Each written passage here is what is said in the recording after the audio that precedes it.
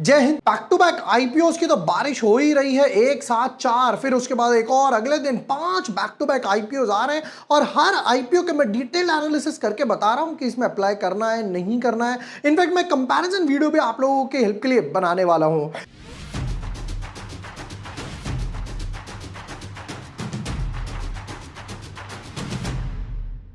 Hi everyone, my name is जुबोर वाशने। I am a SEBI registered research analyst. एक company है Gem Aromatics करके, जी भाई एरोमेटिक्स यानी कि एरोमा वगैरह बनाती है, जिसमें कि परफ्यूम्स वगैरह हो गए, फ्रेग्रेंस वगैरह हो गई, इस टाइप के केमिकल्स वगैरह भी बनाती है। भाई काफ़ी बड़ा मार्केट है और मोस्टली अनऑर्गेनाइज्ड मार्केट है। छोटा सा ही ऑर्गेनाइज्ड वगैरह मार्केट है। जो लिस्टेड प्लेयर्स हैं, भाई लिस्टेड प्लेयर्स ने अभी तक क्या कमाल करके दिखाया है, पीयर कंपैरिजन कैसा है, इसका खुद का बिजनेस मॉडल कैसा है, फाइनेंशियल्स कैसे है, क्या भाई जब अनऑर्गेनाइज्ड मार्केट है तो क्या यहां पर ऑर्गेनाइज्ड वालों के लिए कुछ पैट मार्जिन यानी कि प्रॉफिट्स वगैरह है भी या नहीं है, इंपॉर्टेंट नंबर्स कैसे हैं, फ्रेश इशू कितना है, ओएफएस कितना है, सब कुछ देखने के बाद पता चलेगा अप्लाई करना है या फिर नहीं करना है। So let's deep dive in our analysis. But yes, before moving ahead, अगर अभी तक आपने चैनल सब्सक्राइब नहीं किया है या न्यू यूजर हो तो यहां पर आपको सारे वीडियोस मिल जाएंगे। 5 best stocks for August series भी डाल दिया है, श्रीजय शिपिंग आईपीओ डाल दिया, पटेल का आईपीओ भी डाल दिया, स्विगी वर्सेस जोमेटो। यहां पर एक बार जरा आईपीओ टेबल पे नजर मारते हैं फटाफट से। पहले ये 4 आईपीओ सेम ब्रैकेट में आ रहे थे, फिर ये 5वें भाई साहब मंगल जी ने भी कहा भैया मैं भी आ रहा हूं। श्रीजी शिपिंग का एनालिसिस डाल दिए, पटेल का एनालिसिस डाल दिए, आज हम कर रहे हैं जेम एरोमेटिक्स के, फिर उसके बाद विक्रम, मंगल, और फिर वापस से एक बढ़िया सा 5 का कंपैरिजन आपके लिए बनाकर देने वाला हूं। शुरू करते जी जेम एरोमेटिक्स के साथ कि भाई कंपनी का बिजनेस मॉडल क्या बोलता है। एरोमेटिक्स यानी कि Aroma Incorporated in October 1997, Gem Aromatics Limited manufactures speciality ingredients including essential oils, aroma chemicals हो गया and value added derivatives in India with over 2 decades of experience. The company offers various products from mother ingredients to value derivatives, ऊपर लिखा हुआ है, are used in oral care, cosmetics, nutraceuticals, pharmaceuticals, wellness, pain management और personal care. जिसमें बोलते हैं कि mint आ गया, फिर क्लोव आ गया, फिनॉल आ गया, फिर उसके बाद other synthetic and natural ingredients वगैरह आ गए। कहते हैं कि भाई हमारे 225 कस्टमर्स हैं और जिसमें से कि 44 इंटरनेशनल कस्टमर्स हैं, 18 कंट्रीज यानी कि इनकी फॉरेन कोलैबोरेशन भी है, including the America, Asia, Africa और ऑस्ट्रेलिया। सब ए वालों को ही बेचते हो, बाकी नहीं बेचते क्या? The company sells products directly to customers on a business to business यानी कि B2B basis। अब जो काम आप कर रहे हो उसमें B2B वाला ही काम आएगा। आप जाकर ये तो नहीं कहोगे भैया मुझे डायरेक्ट क्लोव की स्मेल दे दो या क्लोव का तेल दे दो, राइट? वो तो जो बनाएगा, फिर उसके बाद फार्मा में यूज होगा, फिर उसके बाद कॉस्मेटिक्स वगैरह होगा, इनके बिजनेसेस वगैरह। मोस्ट प्रोबेबली जो पेन वाले ऑयल्स होते हैं, राइट, जिसमें आप ओह क्या खुशबू आ रही है, फिर आजकल आप बॉडी शॉप वगैरह में चले जाओ, फिर वो डिफ्यूजर वाले ऑयल्स वगैरह वो ये सब बनाते हैं। तो इसलिए मैंने बोला स्टार्टिंग में कि बहुत ना अनक्लटर्ड मार्केट और मोस्ट इंपॉर्टेंट अनऑर्गेनाइज्ड मार्केट है। कहते हैं भाई 13 साइंटिस्ट है हमारी टीम में, बहुत अच्छी बात है, देख के तो ओके ओके लग रहा है एज ऑफ नाउ। कुछ इंपॉर्टेंट डेट्स पे नजर मार लेते हैं जो ये 4 भाई एक साथ आ रहे हैं। आईपीओ अपना 19 तारीख को, 21 तारीख को आईपीओ क्लोज होगा, अलॉटमेंट आएगी 22 तारीख को, फिर सैटरडे संडे 25 तारीख को रिफंड्स और शेयर्स, और 26 अगस्त को कहते हैं कि भाई हम लिस्ट कर देंगे। अब आते हैं मोस्ट इंपॉर्टेंट, कहते हैं 2 रुपए की फेस वैल्यू है, ऑलरेडी प्री स्प्लिट है, इशू प्राइस 309 to 325, 46 शेयर्स का एक लॉट साइज है। कहते हैं कि भाई दोनों मिक्स है, फ्रेश इशू भी है, ओएफएस भी है। बताओ रेशियो क्या है? कहते हैं टोटल इशू साइज है 451 करोड़, जिसमें से 175 यानी कि सिर्फ 39% के आसपास फ्रेश इशू है, बाकी 61% जो है वो ओएफएस है। यानी कि मेरे हिसाब से डिसबैलेंस रेशियो एक नजर आ रहा है। बेसिकली यहां पर क्या है, हम लोग प्रेफर करते हैं यार 80-20 हो, 70-30 हो, या उल्टा है, या 60-40 और 60 ओएफएस में है। कोई नहीं, नेक्स्ट पार्ट। क्यूआईबी को देने वाले हैं 50%, रिटेल को 35, ये मेजर कोटा है, एचएनआई को सिर्फ 15%। नेक्स्ट पॉइंट पर कहते हैं जी रिटेल वालों का एक लॉट आपको मिलेगा 14,950, ऑलमोस्ट पूरे 15,000 हो गए। ज्यादा लॉट चाहिए तो एचएनआई कैटेगरी में स्विच कर दीजिए।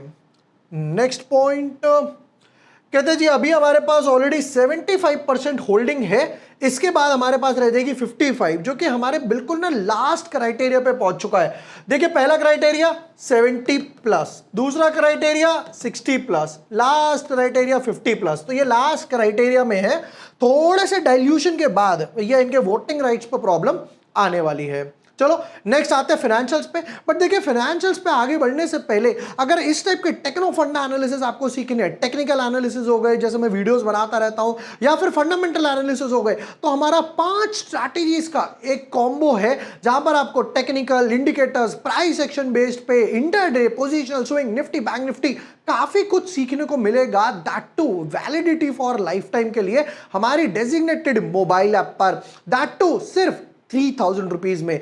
उनका यूजुअल प्राइस जो होता है वो रहता है 10,000 का, बट अभी उस पर 70% ऑफ चल रहा है। लिंक आपको डिस्क्रिप्शन और पिन कमेंट में मिल जाएगा, वहां जाइए, नंबर डालिए, पेमेंट कीजिए और सारी स्ट्रैटेजीज आपको मोबाइल ऐप पर दिख जाएंगी। आप एक नहीं, दो नहीं, 10 बार, 20 बार उनको देख सकते हैं। हर स्ट्रैटेजी के साथ स्क्रीनर भी इंक्लूड है। लिंक डिस्क्रिप्शन, पिन कमेंट में। अभी जाइए, लर्न कीजिए, ग्रो कीजिए। हम वापस आएंगे इसके फाइनेंशियल्स वगैरह पर कि फाइनेंशियल्स क्या बोलते हैं। देखते हैं भाई कुछ पैट मार्जिन वगैरह बचा के रख पाए या नहीं रख पाए। Let's have a quick look. कहते हैं जी 300 करोड़ के आसपास एसेट्स थे, ये हो गए 370 करोड़ के आसपास, और आपकी बार एक अच्छा जंप आया 534 करोड़। बट क्या ये रियल जंप है? Let's check out.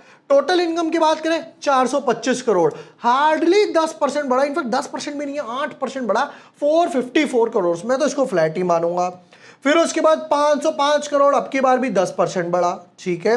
Profit after tax तो कहते हैं 425 करोड़ में 44 करोड़ का प्रॉफिट था, 10% मार्जिन था, 11% मार्जिन था और 10-10.5% मार्जिन है। मतलब 10-10.5% पैट मार्जिन रख रहे हैं।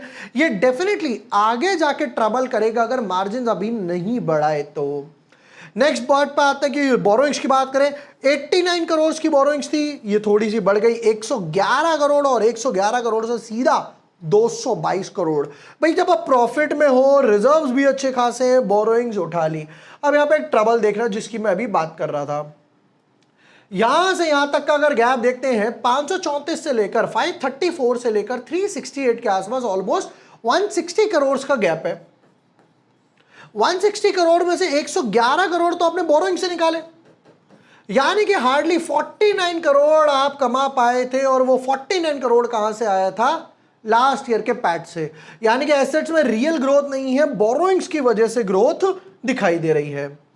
कुछ इंपॉर्टेंट रेशियोज पीयर कंपैरिजन पे क्विक लुक मारते हैं तो कहते हैं जी रिटर्न ऑन इक्विटी 18-20 से नीचे है, debt to equity almost 1:1, PAT margin 10% के आसपास, एबिटा मार्जिन 17% के आसपास, और प्राइस टू बुक वैल्यू 5 के आसपास। फिर उसके बाद कुछ इंपॉर्टेंट रेशियोज के बाद जरा चेक करते हैं। ईपीएस अभी है 11 का, बाद में हो जाएगा 10, फिर पी रेशियो है 28 का, बाद में हो जाएगा 31।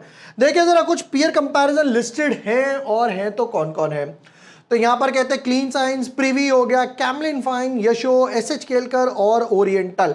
तो देखिए यहां पर कैमलिन फाइन जो है वो ऑलरेडी नेगेटिव है, तो इसको पहले ही काट देते हैं, लिस्ट से बाहर कर देते हैं। फिर उसके बाद जेम का ईपीएस है 11, क्लीन का इससे डबल 24, प्रीवी का 47 इससे ज्यादा, बाकी 3 ओरिएंटल का बिल्कुल फ्लैट है, सेम टू सेम चल रहा है, यशो और एसएच का इससे हाफ है।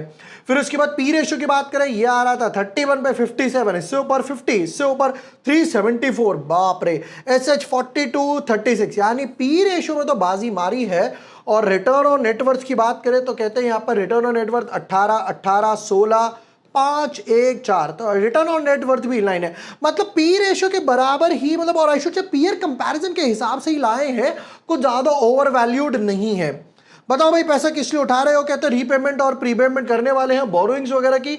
140 करोड़ रुपए से हम लोग बोरोइंग्स की रिड्यूस करेंगे, और 222 करोड़ की बोरोइंग्स है, यानी 70-80 करोड़ यानी यहां पर आ जाएगा। एक अच्छी बात है, पॉजिटिव बात है। चलिए जी फाइनल वर्डिक्ट वगैरह पर आते हैं कि इसका फाइनल वर्डिक्ट वगैरह क्या बोल रहा है। नंबर 1, सेक्टर अनऑर्गेनाइज ज्यादा है, कोई ऐसा हाई फाई सेक्टर नहीं है। अच्छी बात यह B2B क्लाइंट्स है, B2B क्लाइंट्स है 10% का पैट मार्जिन निकाल पा रहे हो, बहुत अच्छी बात है।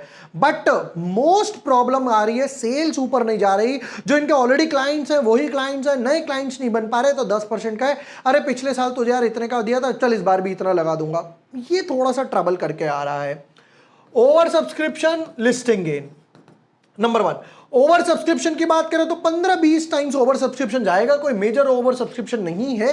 रीजन क्या है? 4 नहीं 5 आईपीओ आ रहे हैं और ऐसा सेक्टर नहीं है जिस पे लॉन्ग टर्म बेट ली जाए, बाय करा भूल जाओ, वो वाला वो नहीं है। तो यहां पर मैं 15 टाइम्स के हिसाब से ओवर सब्सक्रिप्शन लिखने वाला हूं, नंबर 1।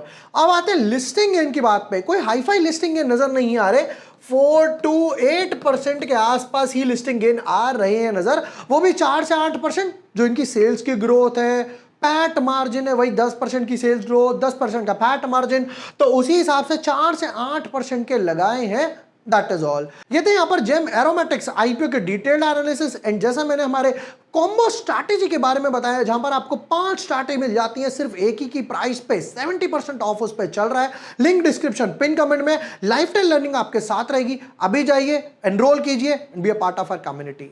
वीडियो पसंद आया हो share with your friends, like and subscribe. Thank you for watching the video. Lots of love.